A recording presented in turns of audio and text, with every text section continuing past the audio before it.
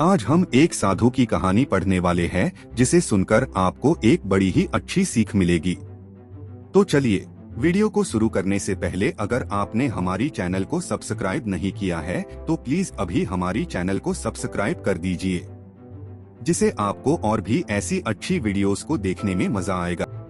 तो चलिए वीडियो को शुरू करते हैं।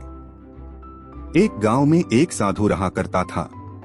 वह जब भी नाचता था तभी बारिश होती थी, इसलिए गांव के लोगों को जब भी बारिश की जरूरत होती तब यह लोग साधु के पास जाते और उनसे अनुरोध करते कि वह नाचे, और जब वह नाचने लगते तो बारिश जरूर होती थी। कुछ दिनों बाद 4 लड़के शहर से गांव में घूमने आए। जब उन्हें यह बात पता चली कि किसी साधु के नाचने से बारिश होती है तो उन्हें यकीन नहीं हुआ। शहरी पढ़ाई लिखाई के घमंड में उन्होंने गांव वालों को चुनौती दे दी कि अगर हम भी नाचेंगे तो बारिश होगी, और अगर हमारे नाचने से बारिश नहीं हुई तो साधु के नाचने से भी बारिश नहीं होगी। अगले दिन सुबह सुबह गांव वाले उन 4 लड़कों को लेकर साधु के कुटिया के पास पहुंचे। गांव वालों ने साधु को सारी बात बताई। फिर उन लड़कों ने नाचना शुरू किया। पहले लड़के ने नाचना शुरू किया। आधा घंटा बीत गया।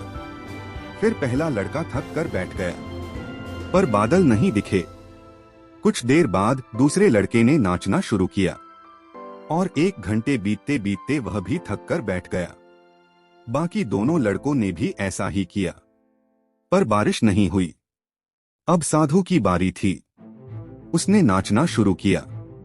1 घंटा बीत गया पर बारिश नहीं हुई। साधु फिर भी रुका नहीं, वह नाचता ही रहा। नाचते नाचते 2 घंटे बीत गए पर बारिश नहीं हुई, लेकिन साधु तो रुकने का नाम ही नहीं ले रहा था।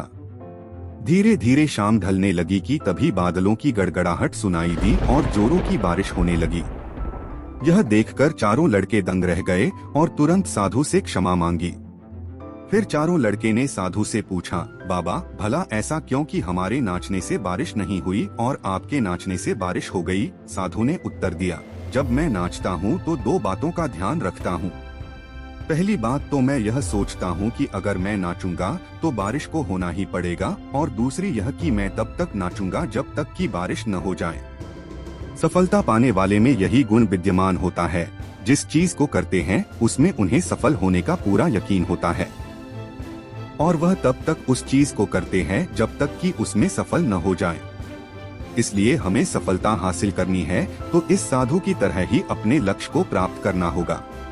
तो दोस्तों, आपको यह कहानी साधु की सीख एक प्रेरणादायक कहानी वर्टिकल बार कैसी लगी नीचे कमेंट करके जरूर बताएं। और अगर आप इसी तरह हिंदी में मोटिवेशनल स्टोरीज सुनना चाहते हो तो इस चैनल को अभी सब्सक्राइब करें।